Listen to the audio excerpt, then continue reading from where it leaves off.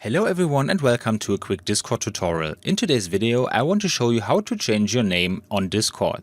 This is actually quite simple. To do this I first open Discord and I click on this little gear next to my name. Here I see my username. If I click on edit I can change it.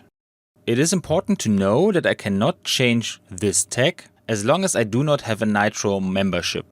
This costs money, but it's normally not so important for your username. So I change my username now and have to enter my password for confirmation. Now I click done and my username is changed. Please note that you can't do this every few days. We can test this again. And here we see it. If I change my username several times, it will say to me that I can't change my username that fast and I have to try again later. So please keep that in mind.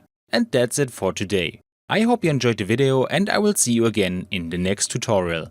Until then, your tutorial guy. Bye.